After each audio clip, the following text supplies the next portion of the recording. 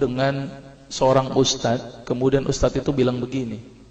Ini latar belakang saya kenapa saya belajar pengobatan Nabi. Ustadz itu bertanya kepada saya begini, "Dok, antum yakin gak sih dok kalau antum masuk surga?" Kira-kira kalau ditanya seperti itu, Bapak jawabnya gimana Pak? Yakin gak sih Pak masuk surga? Insya Allah pasti ya. Saya jawabnya pada waktu itu apa? Yakin Ustaz, saya masuk surga karena Allah menurut prasangka hambanya. Tapi Ustaz itu bilangnya lain.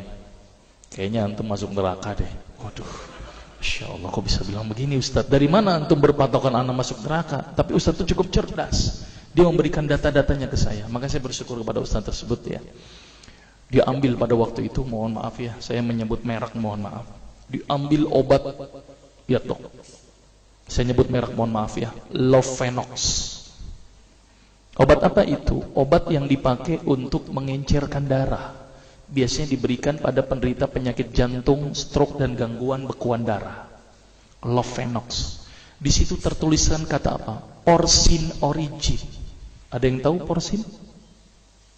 Ada yang tahu? Nggak ada yang tahu. Berarti kalau dokter ngeresepin obat apa aja ditelan semuanya nih. Masya Allah. Porsin itu isinya Pak, babi Pak. Malah di boxnya tertulis kata-kata benar-benar bersumber dari babi. Saya bilang, waduh, berarti dok kalau antum ngeresepin porsin satu pasien, antum telan itu obatnya, kira-kira ibadah orang tersebut diterima nggak sama Allah? Diterima atau tidak? Tidak akan diterima dok. Siapa yang dipersalahkan nanti? Antum yang menuliskan resep. Satu. Diambil lagi obat yang kedua. Saya cerita latar belakang dulu ya sebelum saya terapi senyum. Diambil obat yang kedua. Pada waktu itu diambil apa? Actrapid. Apa itu? Insulin. Tulisannya apa? Human insulin.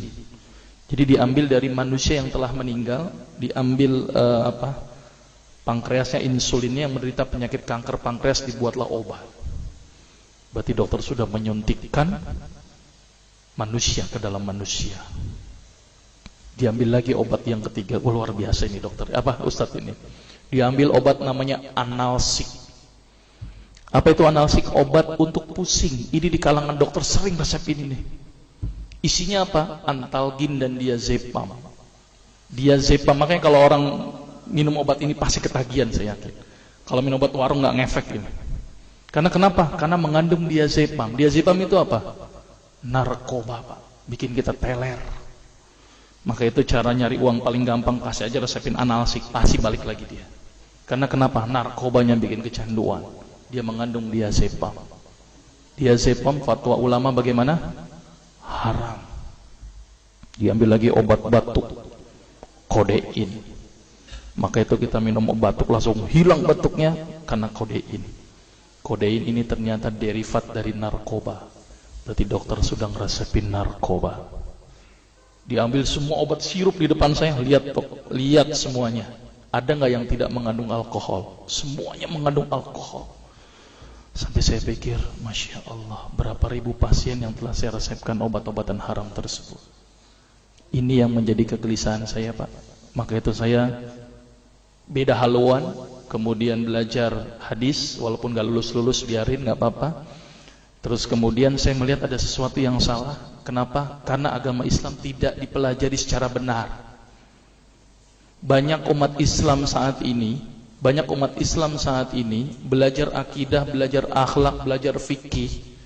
Tapi lihat, pernahkah umat Islam di sini belajar masalah kesehatan Islam? Sedikit sekali. Kajian-kajian tentang kedokteran Islam hampir tidak ada. Makanya tidak heran sekarang umat Islam yang notabene hebat menurut saya katanya, tapi ternyata banyak yang sakit karena dilupakan aspek ini. Mudah-mudahan ini menjadi awalan kita untuk mengkaji, karena kajian ini rutin Pak.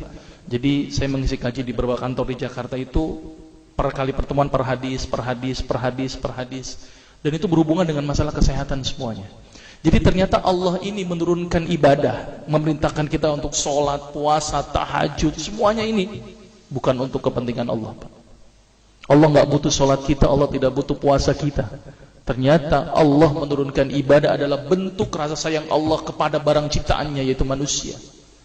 Seperti halnya orang menciptakan motor, mobil, maka di maintenance itu dengan adanya servis. Maka Allah juga memaintenance barang ciptaannya, yaitu manusia, dengan servis. Servis yang dilakukan adalah dengan ibadah. Jadi kalau seandainya kita tidak melakukan ibadah, sama aja tidak mau servis diri kita sendiri.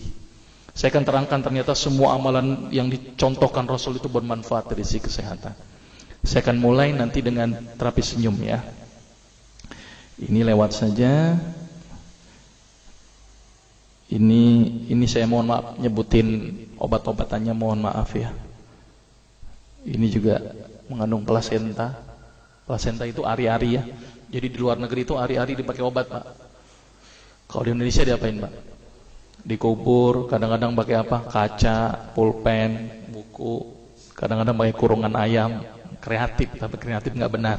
Gitu ya. Di sana ini obat Lovenox namanya ya. Jadi bersumber babi. Ini yang mengandung narkoba.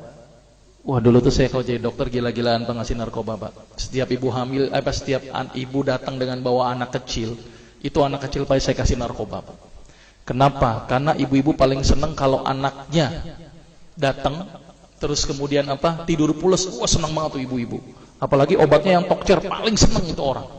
Maka itu saya kalau ngasih obat antibiotik dulu nggak namanya amoksisilin, ampicillin, nggak level buat saya.